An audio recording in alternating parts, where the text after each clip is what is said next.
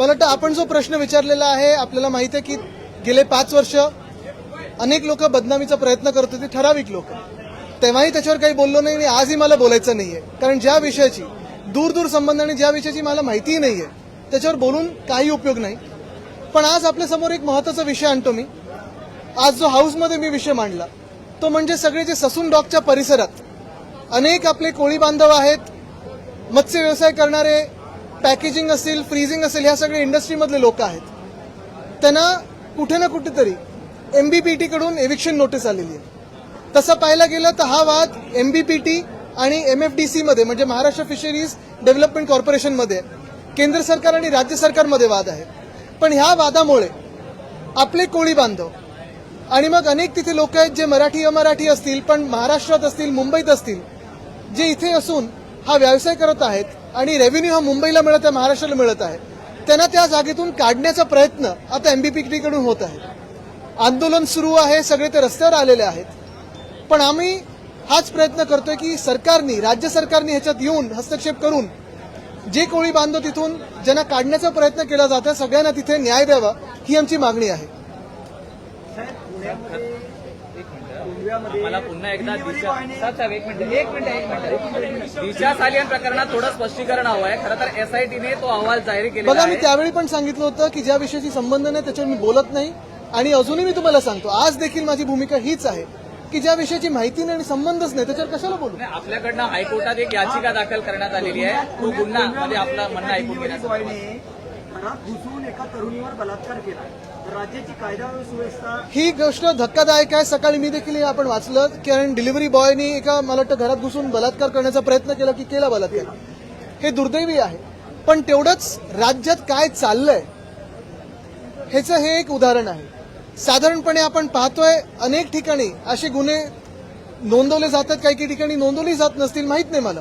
पण ह्याच्यावर कडक कारवाई ही जी अपेक्षित आहे ती बघायला मिळाली पाहिजे आणि ही आमची मागणी आहे.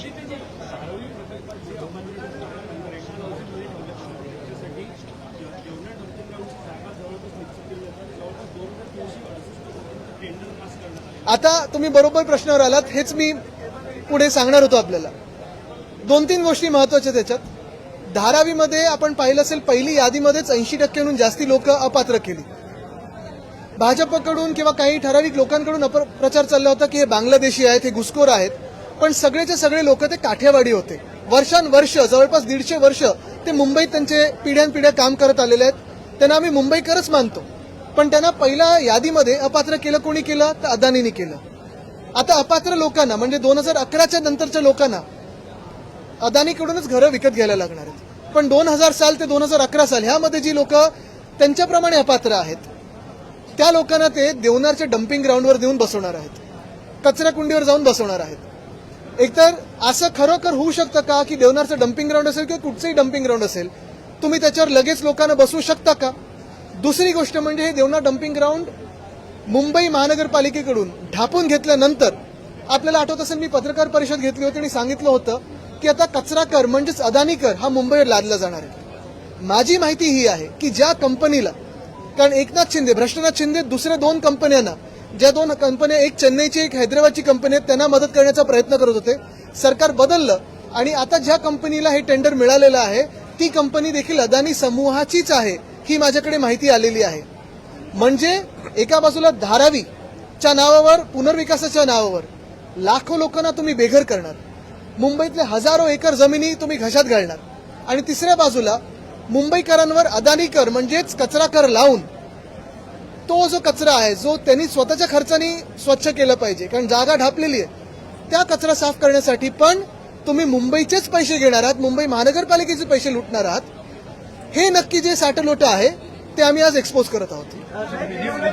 सुधीर मुनगंटीवार यांनी प्रश्न उपस्थित केला की कामकाजाची पत्रिका इंग्रजीमध्ये का छापली गेली आहे, मराठी भाषेला अभिजात भाषेचा दर्जा मिळालेला असताना कामकाजाची पत्रिका इंग्रजी. मुनगंटीवार साहेब खूप प्रश्न उपस्थित करत आहेत. काल पण आपण पाहिलं असेल, आम्ही अनेक विषयांवर काही ठिकाणी आत एकमत व्यक्त केलेलं आहे आणि काल मायनिंगचा विषय असेल किंवा अनेक विषय असतील. पण मला वाटतं ही कामकाजाची पत्रिका दोन्ही भाषेत येते. पण चांगले, जर ते भाजपकडून असा एक आवाज येत असेल तर आम्ही स्वागत करतो. आणि आमची हीच अपेक्षा होती की जो आमचा मोर्चा होणार होता, असे महाराष्ट्रातले काही लोक, भाजपमधले महाराष्ट्रप्रेमी लोक जर असतील तर त्यांनी सोबत यावं. भाऊ ठाणे महानगर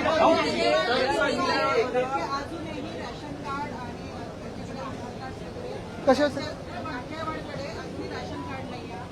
मला तुम्ही सांगा, ज्या धारावीसाठी आपण पुनर्विकासाचा प्रयत्न करत आहोत, अनेक लोक तिथे तुम्हाला 2000 सालापूर्वीचे दाखले मिळणार आहेत का खरोखर?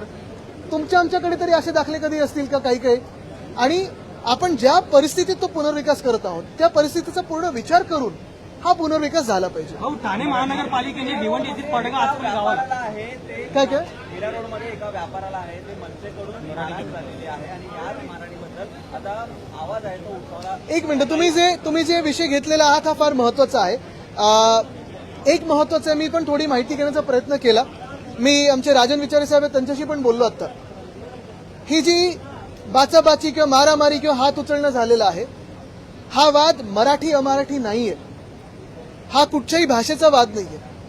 तो व्यापारी जो होता त्यांनी कोणावर तरी दादागिरी करण्याचा प्रयत्न केला, त्यांनी देखील हात उचलला. जो दुसरा विषय जो राजन विचारे साहेबांचा एक व्हिडिओ आलेला आहे, त्यांनी तिकडच्या एका स्थानिक व्यक्तीला, जो आमचा पदाधिकारी आहे, 5-6 लोकांनी त्याला फोन चार्जिंगवरनं मारहाण झाली, ती पोलीस कंप्लेंट झाली आणि त्याच्यावरनं ही बाचाबाची झालेली आहे.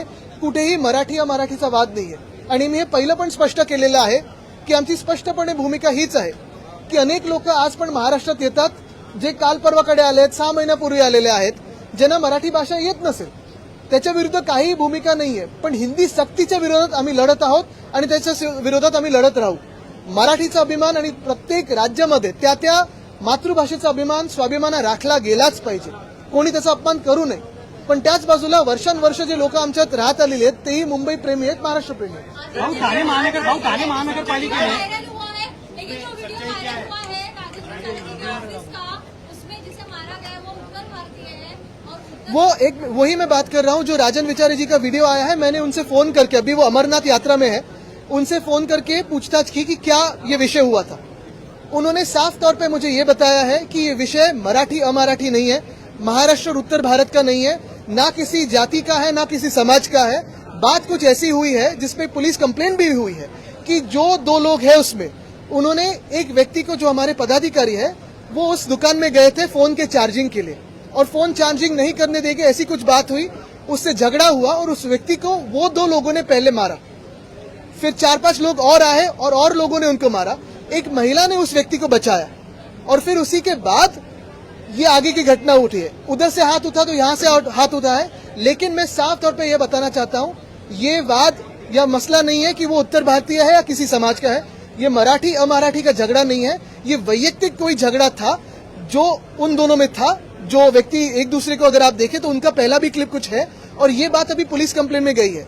हम किसी बात पे भी, कोई भी ऐसे झगड़ों में हमारी कोई हाथ न लाएंगे.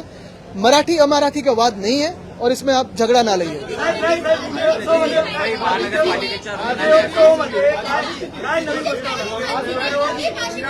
मैं यही कहना चाहता हूँ, ये बात हमारी भूमिका स्पष्ट है. जो हमारा युद्ध, जो लड़ाई है, वो इसी पे है कि किसी भी भाषा की सख्ती हम पे ना हो. हमारी मातृभाषा मराठी है, उसका अपमान ना हो, उसे अपमानित ना किया जाए. लेकिन जैसे आप हो, जैसे आप हो, शायद आप 3 महीने पहले या पहले आपकी पीढ़ी यहाँ आई होगी, या आप अब भी आए होंगे. बहुत सारे लोग ऐसे भी आते हैं जो पोस्टिंग पे आते हैं, बैंक में हो या कर्मचारी करके आते हो, उनको मराठी नहीं आती है. हमारा यही मानना है और यही कहना है कि सिर्फ जिस भी राज्य में जाते हो उसे अपमानित ना कीजिए, उसका आदर कीजिए. और आगे जाते हुए हमारा यही कहना होगा कि कोई भी कानून अपने हाथ में ना ले, लेकिन अगर कोई कानून दूसरी तरह से भी कानून हाथ में लेता है या मराठी का अपमान करता है, महाराष्ट्र का अपमान करता है, तो फिर बातें आगे बढ़ सकती है. मुंबई महानगरपालिकेच्या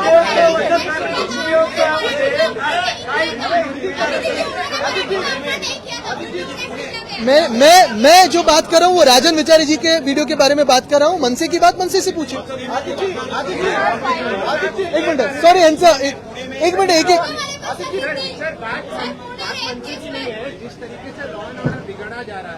देखिए, लॉ एंड ऑर्डर बहुत सारे अब भी मामलों में बिगड़ा जा रहा है. अभी पुणे की बात आई, एक डिलीवरी वाले ने आके एक महिला पे बलात्कार किया है.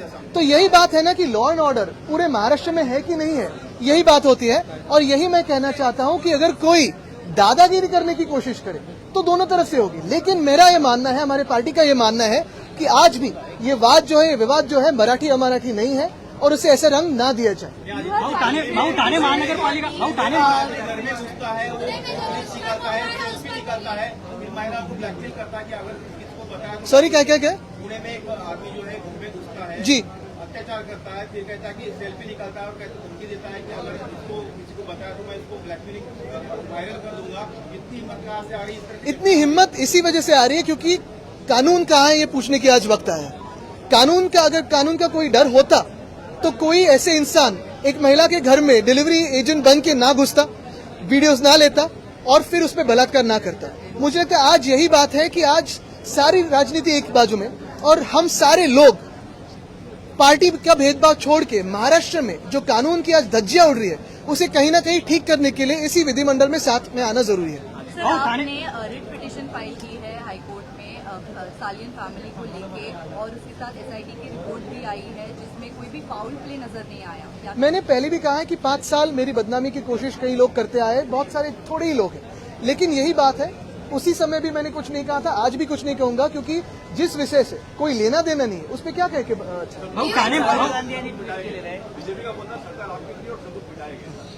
सर राहुल गांधी राहुल गांधींनी ट्विट केलंय मागच्या 3 महिन्यामध्ये 770 ज्या यांच्या शेतकऱ्यांनी हत्या केली आहे आणि आत्महत्या झाली आहे, तर सरकार गप्प काय असा सवाल विचारला। नक्कीच, आणि हा प्रश्न आम्ही 2-3 दिवस विचारतच आहोत। प्रयत्न हाच आहे आमचा की लोकांसमोर भाजपाने जे काही जुमले करून सरकार स्वतःचं बसवलेलं आहे, आज आपण पाहतोय जर आज कर्जमुक्ती शेतकऱ्यांची झाली असती किंवा मदत मिळाली असती तर भाजपाच्या राज्यामध्ये ही परिस्थिती बघण्याची वेळ नसती आली की 750हून जास्ती शेतकऱ्यांनी आत्महत्या केली। ठाणे महानगरपालिकेने भिवंडी येथील आतपुलीवर कचरा डेपो लादण्याचा प्रयत्न केलेला तो आहे। विषय आज माझ्याकडे आलेला आहे, आम्ही त्याचा उद्या विचार करू, उद्या त्याच्यावर घेऊ। महापालिकेच्या रुग्णालयात आता माझी मान अशी बिल्डरने जलसंपदा विभागाची कोट्यावधीची जमीन हडपलेली आहे। त्याच्यात शिरकले नाही, पण उसमें शिरके का नाही बघा। आता असे अनेक विषय पुण्याबद्दल मी 2-2.5 वर्ष आपल्याच माध्यमातून लोकांसमोर हा विषय आणत चाललेलो आहे की पुण्याची river line, red line, blue line हे कुठे ना कुठेतरी गेल्या काही वर्षांमध्ये बदललेले आहे। हा विषय फार महत्वाचा आहे, मोठा आहे, कारण नदीला लगेच पूर येतो। मुळा मुठा नदी जी आहे त्याचा प्रवाह जर आपण पाहिला तर जे रिव्हरफ्रंट डेव्हलपमेंट ज्या प्रकारचं चालू आहे, एवढं भयानक चालू आहे की पुण्यात 15 मिनिटात पूर आल्याशिवाय राहणार नाही असं ह्या सरकारने नियोजन केलेलं आहे। मला वाटतं कुठे ना कुठेतरी परत पक्ष भेदभाव, स्वतःची इगो विसरून आपण पुण्याबद्दल आणि पुण्याच्या शहराबद्दल विचार करणं गरजेचं आहे। थांबा, ते मगासपासून ते जवळ नाही। एक किसान परिवार